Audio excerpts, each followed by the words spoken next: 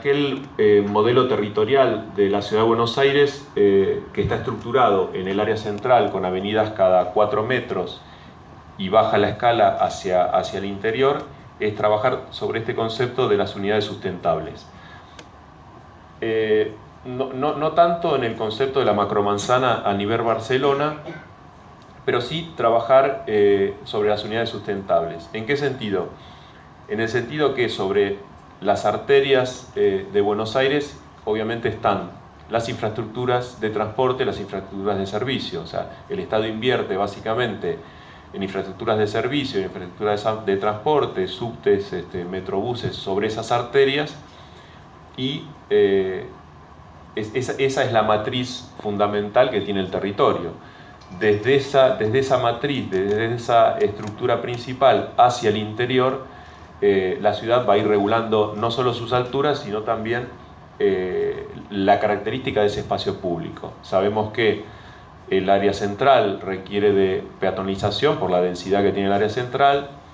En los barrios medios, Barrio Norte, Devoto, Almagro, tendrá otro concepto, más de trabajar el espacio público en relación a ordenamientos de carga y descarga, estacionamientos, esto que se llama bulbos de esquina, orejas, empezar a trabajar el calming traffic, el ordenamiento de ese y la vivencia de ese espacio público de otra manera muy distinta a las áreas centrales peatonales.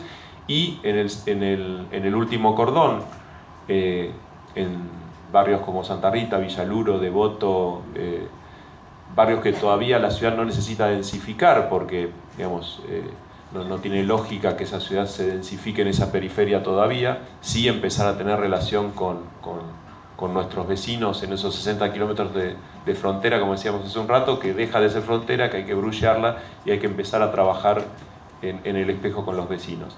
Pero decía, en esos barrios periféricos, bueno, no hace falta tanta caminabilidad, hay más uso del automóvil, bueno, tendrá otras características, tal vez más como sobrantes viales, recortes en pavimentos para hacer jardines y trabajar sobre el calming traffic, es trabajar un poco ese espacio público en relación a la densidad y a esas macromanzanas. Bueno, este es un ejemplo de cómo el completamiento morfológico permitiría que estos predios de esquina lleguen a la altura de los de mitad de cuadra. Bueno, ejemplos de semienrase o de enrase en algunos lados. Decíamos que va a tener alturas sobre los corredores, donde los corredores principales van a tener, obviamente, por ejemplo, Avenida del Libertador o la 9 de Julio van a tener sus 38 metros, las arterias principales 30, y así bajarán en escalas a 21 metros, a 15 y a los barrios a 9 metros. Bueno, esto está referido a lo que decíamos hace un rato del zoning. Esto que está acá son todas las codificaciones, desde residenciales hasta industriales, que tiene el mapa de la Ciudad de Buenos Aires. Y este patchwork de colores se refiere justamente a esto de dónde trabajar, dónde están las áreas centrales a escala metropolitana, dónde me educo, dónde me recreo. Bueno, la idea es empezar a trabajar un concepto también a nivel mundial en ciudades que tiene que ver con la mixtura de usos. Trabajar en esas 5 diferentes alturas y en trabajar esas distintas mixturas de uso. ¿Qué es esto? Que también está en línea con el plan urbano ambiental, que llama a una ciudad diversa en cuanto, obviamente, a pluralidad de actividades, donde se pueda trabajar, vivir y recrearse y hasta educarse dentro de un área de proximidad a donde tengo mi residencia. Hay ejemplos mundiales, Barcelona lo tiene, Medellín lo tiene, pero esto es un esbozo de lo que empezarían a ser esas mixturas de uso, donde en un área básicamente residencial lo único que habría son usos de 200 metros cuadrados o comercios que tengan que ver con la vivencia diaria de un almacén, un bar, un kiosco, la mixtura de segundo rango, que ya tiene que ver con aquellas áreas de servicio que tienen que ver con mayor metraje, como por ejemplo un supermercado de 500 metros. La otra incorpora depósitos y la otra tiene que ver ya con áreas centrales y subcentralidades dentro del territorio. Bueno, esto es un poco lo que tenemos hoy. Lo que apuntamos es a tener un cuadro de usos del CPU que tenga que ver con linkeado a un mismo cuadro de usos en el APRA en cuanto a lo ambiental, y en el código de habilitaciones, que obviamente se hable un mismo vocabulario de un mismo cuadro de usos. Ese cuadro de usos, que hoy tiene 70 páginas y que pensamos puede llegar a tener 7, 12, 11, 12 páginas, se va a reducir ese cuadro de usos. La cuestión patrimonial, como decía hace un rato, el tema de se van a respetar las tres condiciones de lo que es hoy una PH en cautelar, estructural, las tres características que tienen hoy los APH, pero lo que sí pensamos es que esas propiedades que hoy tienen, que muchas veces se dejan estar, hasta inclusive demoler los techos para que en una especulación de que se destruyan para, bueno, entonces ya tener la excusa de que no existen más. Lo que queremos trabajar es en función a lo que es la rehabilitación de esa propiedad, de ese patrimonio histórico, la rehabilitación y la sustentabilidad de ese patrimonio histórico, más que por el hecho de reciclarlo, restaurarlo, más que por el restauro. ¿En qué sentido? Uno, siempre digo, va a un hotel boutique a Europa y bueno, ve que los edificios históricos preservan sus condiciones de habitabilidad acorde al tiempo que fueron creados, inclusive hasta uno se pregunta, bueno, sube 2 pisos por escalera o 3 pisos por escalera, las escaleras no son de incendio. Bueno, nosotros decimos, desde el punto de vista de la seguridad hacia abajo, trabajar en la rehabilitación de ese patrimonio histórico. Y otro concepto fundamental que está incluido en el código actual, que es el de transferencia de capacidad constructiva, en el sentido de que un inmueble de preservación histórica generalmente tiene un sobrante de capacidad constructiva porque es perteneciente a otro código anterior. Bueno, la transferencia de esa capacidad constructiva sobrante de un edificio histórico. Respecto a eso, el código lo tiene, pero en toda la historia de estos 40 años de este código se llegó a hacer una sola operación con esa transferencia de capacidad constructiva. ¿Por qué? Porque básicamente lo que no existe en el código es hacia dónde transferir esa capacidad constructiva. San Pablo, por ejemplo, tiene cotización en bolsa de lo que es ese sobrante de metro cuadrado de capacidad constructiva de una PH.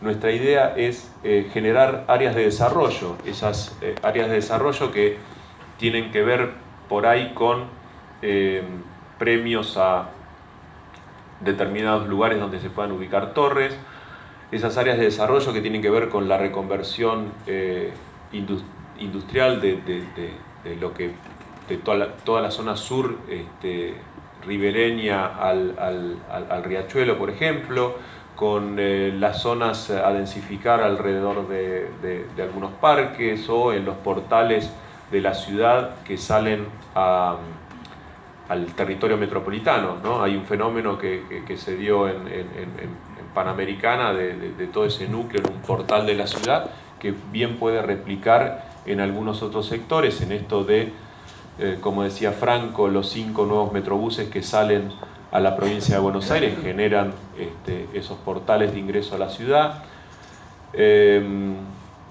Una de las cosas que no dije, que es fundamental también al principio, es que Buenos Aires es una ciudad construida, tiene 220.000 metros cuadrados construidos en 200 años y el código actual lo que tiene es una capacidad constructiva de un tercio, más o menos un tercio, un 40% a completar en masa edilicia. Entonces, digamos, el desafío es dónde colocar ese faltante a construir que le falta a la ciudad. Y en ese sentido, como se decía hace un rato, si uno se invierte sobre corredores principales, sobre el transporte público, en esto del RER y el enlace de todos los ferrocarriles a escala metropolitana, que van a traer nuevas centralidades con rebotes en Congreso o en Paternal o en la estación en Sáenz, digamos, va a generar nuevas condiciones de territorio. El nuevo código urbanístico tiene que tener un pensamiento al respecto de esas nuevas condiciones de modalidad en el territorio. Me había olvidado ese concepto, pero es inicial, ahora sigo con este.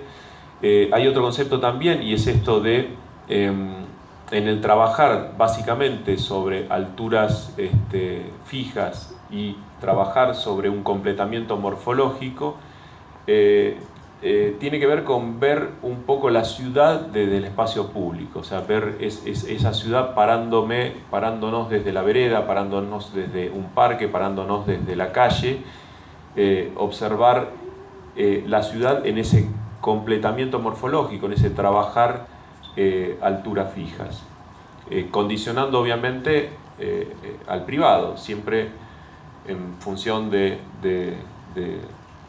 lo público, de lo mayoritario, y en desmedro de lo individual.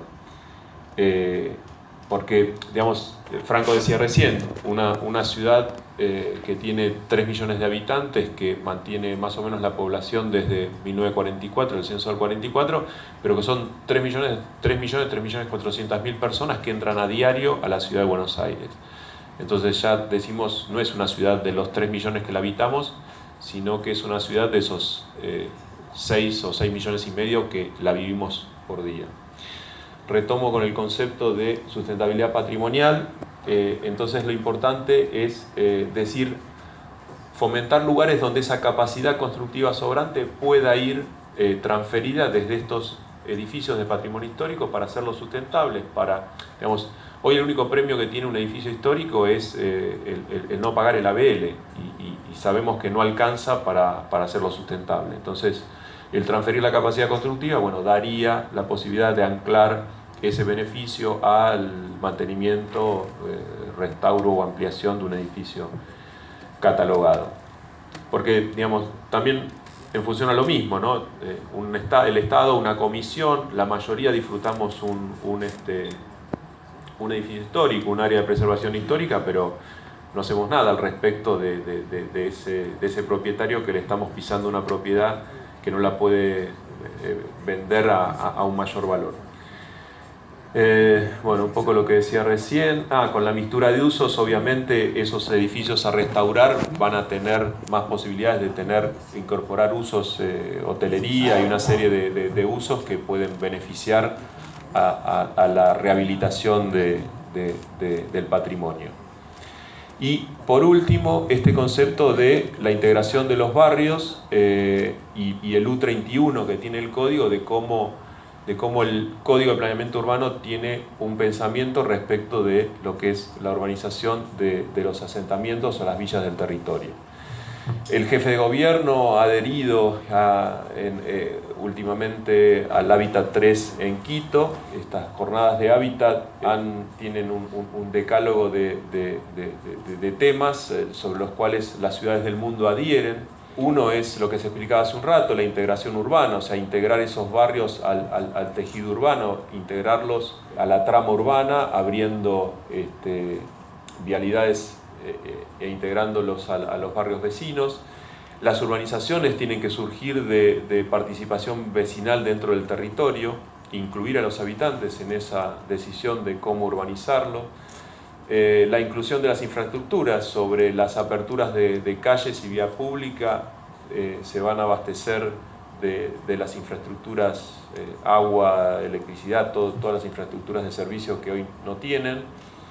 El tema de la erradicación, hay ya enorme cantidad de jurisprudencia respecto a que, bueno, respetar en lo posible la ubicación dentro del lugar donde están.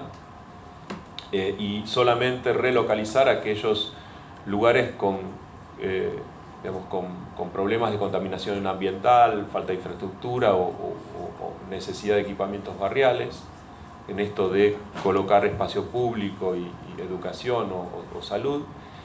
El derecho a la propiedad, esto de regularizar la cuestión dominial y entregar el dominio de esas viviendas, y el concepto de sustentabilidad, o sea, no hay, fuera de Medellín o lo que está haciendo Río o Brasil en sus favelas, no hay demasiada, digamos, se aprende en el camino, con lo cual hay una cuestión de diagnóstico, monitoreo, evaluación para después corregir lineamientos. Un último concepto, y ya termino, es que así como han pasado 40 años de aquel anterior o el actual Código de Planeamiento Urbano, sostenemos que el Código Urbanístico tiene que tener una cláusula de